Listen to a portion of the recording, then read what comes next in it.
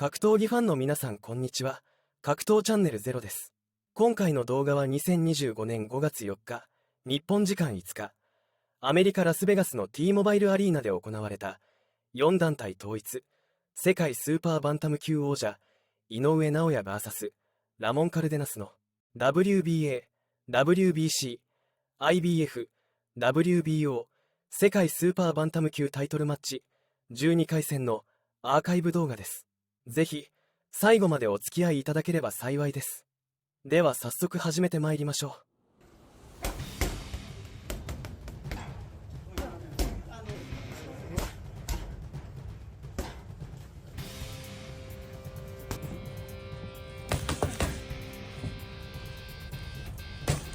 この試合は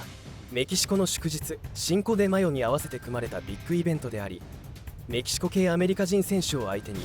日本人である井上尚弥選手がラスベガスのメインイベントに登場するという試合。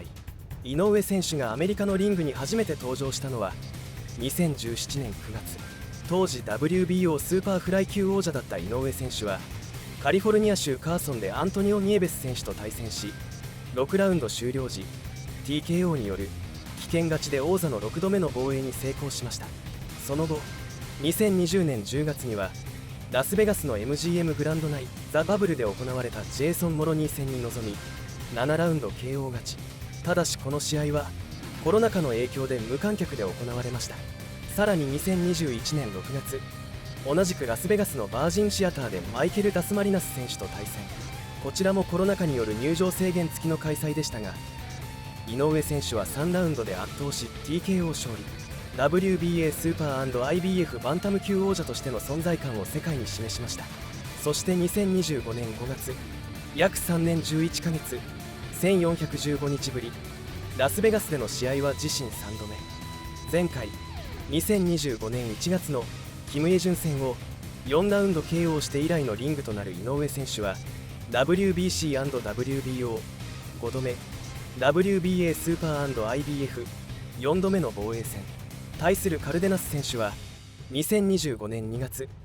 井上選手のスパーリングパートナーとして2度来日経験のあるブライアン・アコスタ選手、メキシコに判定勝ちして以来のリングとなり世界タイトル初挑戦。当初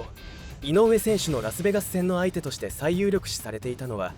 WBC 世界1位のアラン・ピカソ選手だが、交渉は最終的にまとまらず、チャンスは思わぬ形でカルデナス選手のもとへ転がり込みます。29歳にしていきなり4団体統一王者への挑戦というビッグチャンスを手にしたのでした。かつてはボクシングだけでは食えず UberEats の配達で生計を立てていた時期もあり、そんな苦労を重ねたカルデナス選手にとって今回のリングは人生最大の戦いとも言えるものでした。ではここで両者の比較を見ていきます。皆さんご存知の井上選手の紹介は割愛させていただきます。ラモン・カルデナス、1995年11月7日生まれ、29歳、国籍アメリカ合衆国、出身地テキサス州サンアントニオ、通称ダイナマイト。身長は両者ともに165センチ、リーチ170センチと井上選手が1センチ上回っています。スタイルオーソドックス、プロ戦績27戦26勝1敗 14KO、 実績WBA 北米大陸スーパーバンタム級王座。少し前置きが長くなりましたが、試合を振り返っていきましょう。まずは第1ラウンド、ゴングとともに両者は冷静な立ち上がりを見せます。開始30秒、パンチを出したのはカルデナス選手。軽く井上選手のグローブにちょんと手を出すと、その後井上選手の左ジャブがカルデナス選手にヒット。井上選手は左ジャブを突きながら慎重に様子を見ます。そして左の3連打を体の中心に上、下、上と打ち、カルデナス選手がガードを絞ったところに右、左、右とフックをねじ込みます。カルデナス選手はあまり見せないハイガードでブロッキングし、井上選手の強打にかなり警戒している様子。井上選手はいつもの重いジャブをガードの上からも叩き込みます。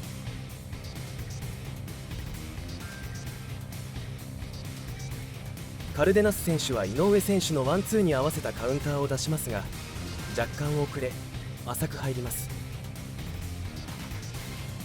カルデナス選手も鋭いジャブで応戦しますが、井上選手スウェーでかわします。1ラウンド中盤、カルデナス選手のジャブが井上選手にヒット、いいところも見せます。井上選手はその後も強いジャブで主導権を握ろうとしていきます。井上選手のジャブから左フックの場面にカルディナス選手はカウンターを合わせていきます。しかしこれは井上選手完全に見切っています。カルデナス選手はカウンターを狙って自身の得意なパンチの一つ左フックを振ってきますが、空を切ります。井上選手のパワージャブがガードをこじ開けて入ってきます。1ラウンド残り10秒、ガードのわずかな隙間にジャブを入れます。この後カルデナス選手の左フックが来るのを予測し、スウェーバックして引きフックカウンターを準備したように見えます。引きフックカウンターとは井上選手の得意なパンチの一つで、過去にもこのパンチで何人も KO しています。相手の攻撃に合わせて自分が下がりながら放つカウンター系のフックであり、タイミングと精度、爆発力に優れた技術です。話を戻します。ここで井上選手は一瞬引きフックのモーションに入りますが、カルデナス選手は警戒したのかパンチを出しません。それを瞬時に見切り、すぐに井上選手は追撃に入ります。ガードが空いた隙にジャブを入れます。そしてカルデナス選手は不意に井上選手の距離に入ってしまい、ワンツーをもらいます。そして1ラウンド終了。1ラウンドデータ、ジャッジ A10 対9、ジャッジ B10 対9、ジャッジ C10 対9。井上選手パンチ数36、有効打数10、有効打率 27.8%。 カルデナス選手パンチ数28、有効打数5、有効打率 19.2%。 2ラウンド、井上選手は左のジャブから入ります。続いて力強い右ボディから左フックを当てていきます。カルデナス選手も負けじと手数を増やしていきますが、井上選手がしっかりガードで流します。しかし後半の井上選手は少し被弾する場面が出てきたように思います。残り50秒、カルデナス選手の鋭いジャブ、そして右ストレートが入ります。カルデナス選手もなかなかやります。そして残り15秒、井上選手が至近距離から振った左フックをダッキングで外しながら放ったカルデナス選手の左カウンターフックが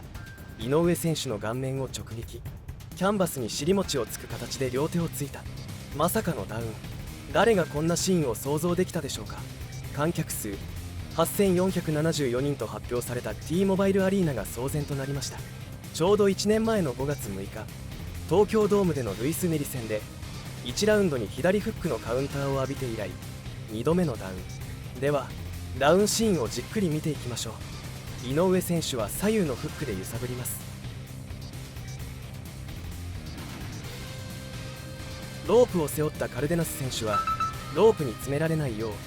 左にステッピングして距離を取ろうとします。井上選手は逃げるカルデナス選手に対し先回りするようにショートカットで距離をぐっと縮めながら左フックを打ちました。おそらくパンチがヒットするか、もしくはもう少し下がると思っていたと思います。 3D モデルで見るとこんな感じになるイメージです。逃げるカルデナス選手の進行方向に先回りしながら同時に左フックを出します。ここで井上選手の左フックがヒットするか、さらにカルデナス選手がステップで距離を取るパターンが考えられると思います。通常オーソドックスの選手はこの場面では下がるという選択肢が有力ですが、カルデナス選手はここでダッキングでパンチをかわすとサウスポースタイルにスイッチしてリターンの左カウンターを合わせたのです。このパターンはなかなか想像できなかったと思います。カルデナス選手はディフェンス能力が高い選手ですが、その後の攻撃を井上選手が被弾するのは珍しいことです。足を止めてダッキングでかわされたところにイレギュラーな形で距離が詰まってしまい、体が開いてガードが甘くなってしまったかもしれません。少し井上選手に油断が見られたのか、1ラウンドからの情報収集が甘かったのかは分かりません。もしかしたらラスベガスのメインという大舞台で存在をアピールするという気持ちがどこかにあったのかもしれません。このダウンは練り戦でのダウン時と比較しても明らかに強い衝撃で、一瞬意識が飛んでいる感じのダウンシーンでした。これは井上選手にとって極めて稀で、キャリアを通じて見ても屈指の衝撃シーンと言えるでしょう。ダウン直後、井上選手はセコンドに向かって右手を上げて大丈夫と合図を送り、両膝をついたままダメージを少しでも回復させるためにレフェリーのカウントを7まで待ってから立ち上がりました。そしてラウンド終了のゴング。ダウンがラウンド後半であったため助かったところかもしれません。試合後、カルデナス陣営は左フックのカウンターが作戦だったことを明かしました。2ラウンドデータ。ジャッジ A8 対10、ジャッジ B8 対10、ジャッジ C8 対10。パンチ数井上選手51、有効打数11、ヒット率 21.6%。 カルデナス選手46、有効打数15、ヒット率 32.6%。 第2ラウンドのダウンを受け、井上選手は迎えた第3ラウンドで戦い方を大きく修正した。これまでのような勢い任せの強打ではなく、ジャブを軸にした基本に立ち返ることで冷静さと戦術の再構築を図ったように見えました。ダウン前までは右ストレートにつなげる意識が強く、リズムよく攻め込んでいましたが、3ラウンドに入ると距離を取るジャブへと明確に切り替わりました。驚くところは井上選手がこうした戦術的な修正を行いつつも、外から見れば全くダメージを感じさせない点です。ワンツー、ボディ、コンビネーションも変わらず鋭く、見る者にはダウンなどなかったかのような姿勢でリングに立ち続けます。ですが実際には強烈なダウンの影響がゼロのはずもなく、なぜなら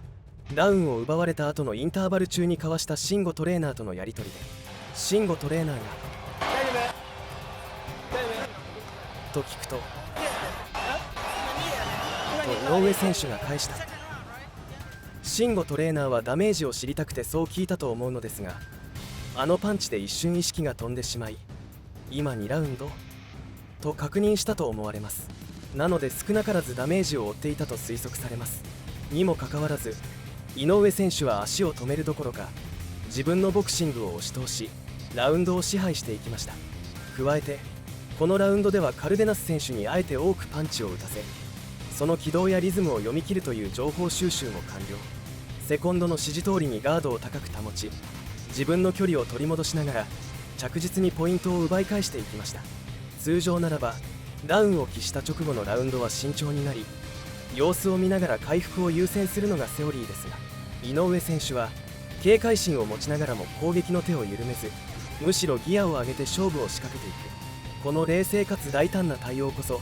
モンスター井上選手の真骨頂と言えるのではないでしょうか。とはいえ完全な立て直しにはもう少し時間を要しました。序盤には単調な攻撃が続き、カルデナス選手の鋭いカウンターにさらされる場面も見られ、特に左フックに対するスウェーバックは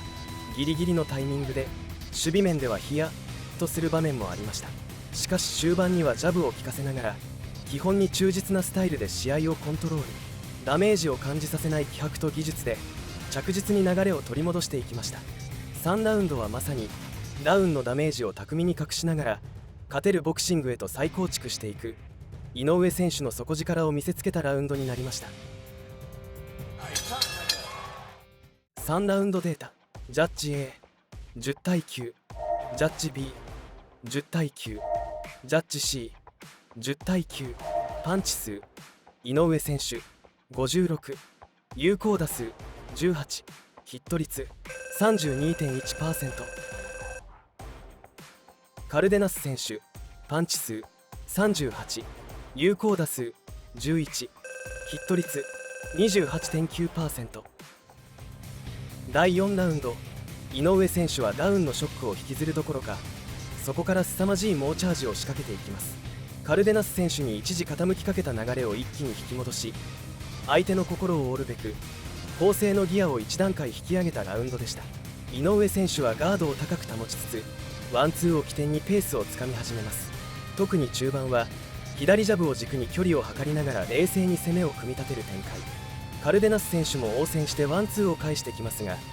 井上選手は着実に主導権を握っていきます。ただこの時点では攻撃の多くがカルデナス選手のハイガードに阻まれており、井上選手の戦術がやや単調に映っていました。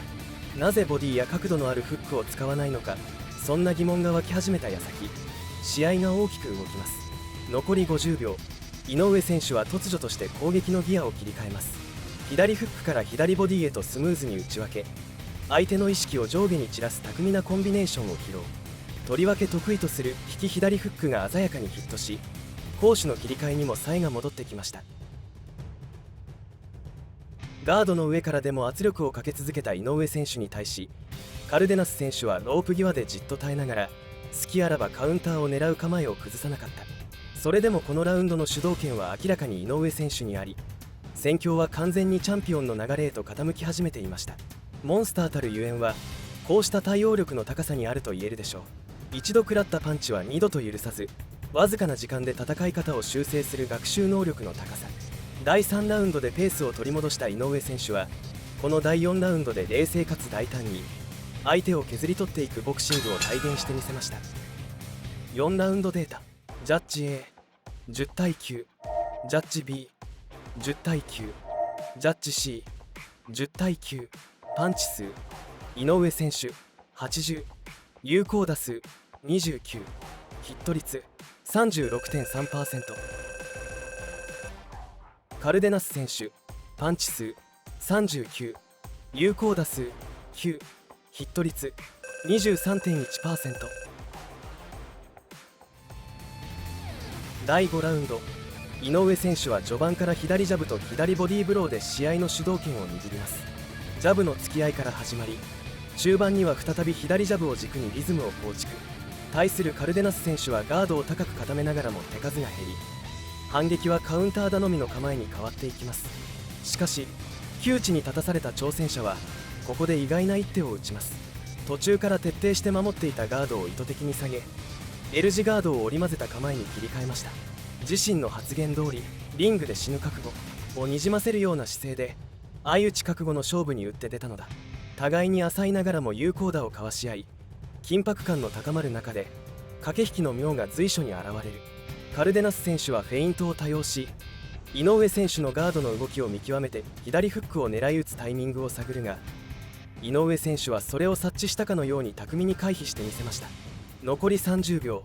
井上選手のワンツーから渾身の左ボディーブローが突き刺さると、カルデナス選手の動きが一瞬止まります。引いた様子が明らかで、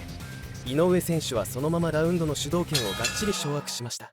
5ラウンドデータ。ジャッジ A10 対9、ジャッジ B10 対9、ジャッジ C10 対9。パンチ数井上選手61、有効打数23、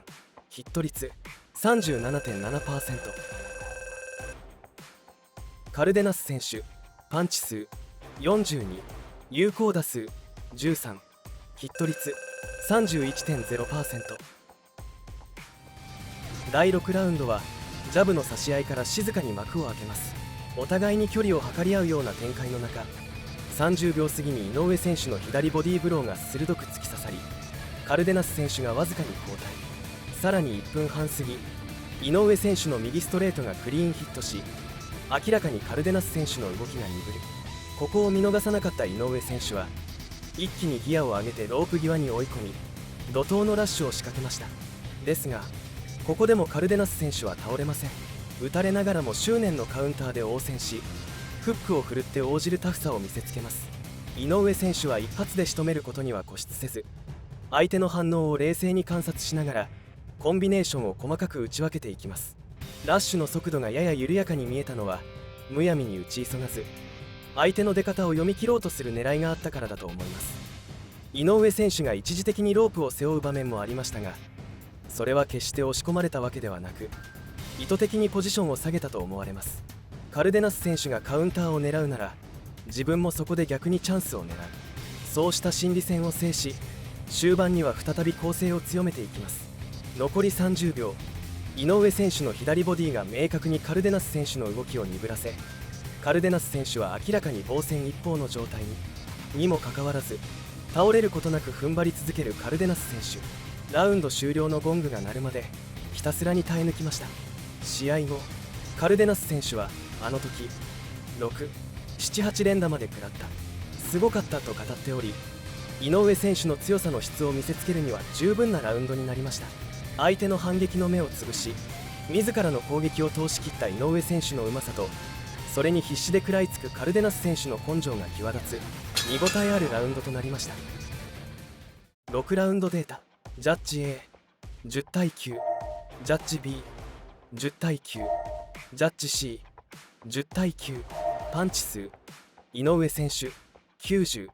有効打数48、ヒット率 53.3%。 カルデナス選手パンチ数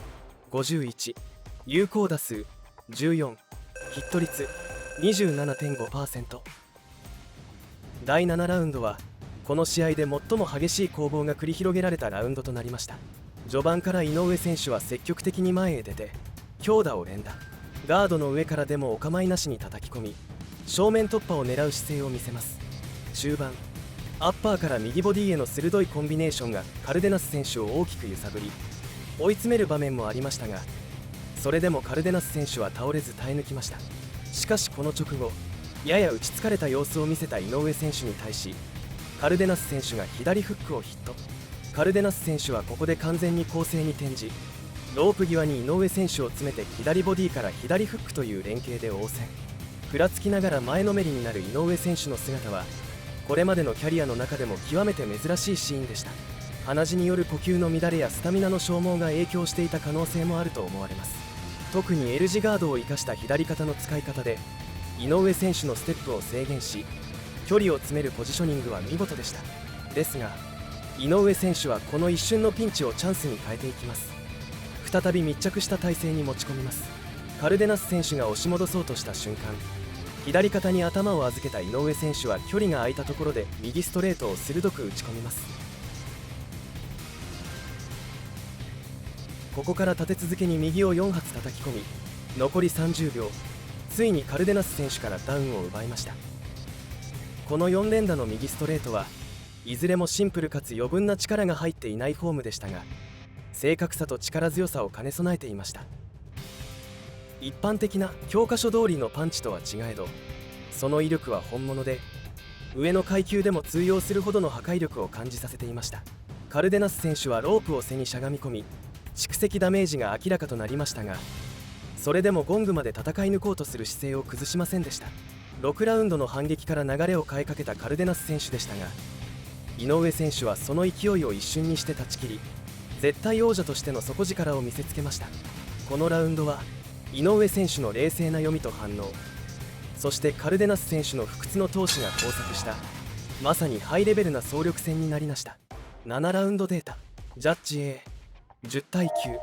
ジャッジ B10 対9、ジャッジ C10 対9。パンチ数井上選手67、有効打数27、ヒット率 40.3%。 カルデナス選手パンチ数36、有効打数10、ヒット率 27.8%。 第8ラウンド開始のゴングが鳴ると、カルデナス選手は再びガードを固め、単発ではなく 2、3発のジャブを連続で繰り出してきた。これは単発ジャブでは井上選手にカウンターを合わされると見た上での対策だと思います。試合序盤から試みていた作戦を終盤で再び投入してきたことで、気迫がひしひしと伝わってきます。ですがすでに井上選手は完全に相手の動きを見切っていました。勝負どころでは一切の迷いもなく踏み込み、的確に攻め込みます。そして試合は第8ラウンド、ついにフィニッシュを迎えます。井上選手は距離を詰め、右フック、右アッパー、左ボディ、右ストレートのコンビネーションでカルデナス選手をロープ際へ吹き飛ばし、そのまま炎のような猛ラッシュに突入し、連打の中で右アッパーをヒット。決定的な連打がまとまったところでレフェリーが間に入り試合をストップ。カルデナス選手はロープを背負いながらも逆転の一発を狙い続け、まだ大丈夫だと抗議するも、レフェリーから返ってきたのは君を救うために止めたんだという冷静な判断でした。結果は第8ラウンド45秒井上選手の TKO 勝利。試合を通して圧倒的な集中力と勝負感を見せつけた井上選手は王者としての強さと覚悟を改めて証明しました。8ラウンドデータ8回45秒井上選手 TKO 勝利。パンチ数井上選手21、有効打数10、ヒット率 47.6%。 カルデナス選手パンチ数12、有効打数3、ヒット率 25.0%。 皆さん、今回の井上尚弥 vs ラモン・カルデナス戦いかがでしたでしょうか。まさにモンスター井上尚弥選手の真骨頂を見た手に汗握る一戦でしたね。試合前は井上選手の圧倒的有利が予想されていましたが、蓋を開けてみればカルデナス選手も素晴らしいボクシングを見せてくれました。最終的には井上選手が TKO 勝利を収め、約4年ぶりの聖地ラスベガスのリングで世界戦11戦連続 KO、 通算 27KO 勝利で男子史上最多記録に並ぶ4度目の4団体王座同時防衛に成功しました。今回の試合を通して井上尚弥選手はまた一つその伝説に新たなページを加えました。この手に汗握る激戦を見て皆さんはどんなことを感じましたか。印象に残ったシーンや井上選手の戦略、カルデナス選手の奮闘など、ぜひコメント欄で皆さんの感想を聞かせてください。今後も井上選手のさらなる活躍から目が離せませんね。この動画が皆さんのボクシング観戦の参考になれば幸いです。チャンネル登録もぜひよろしくお願いします。ご視聴ありがとうございました。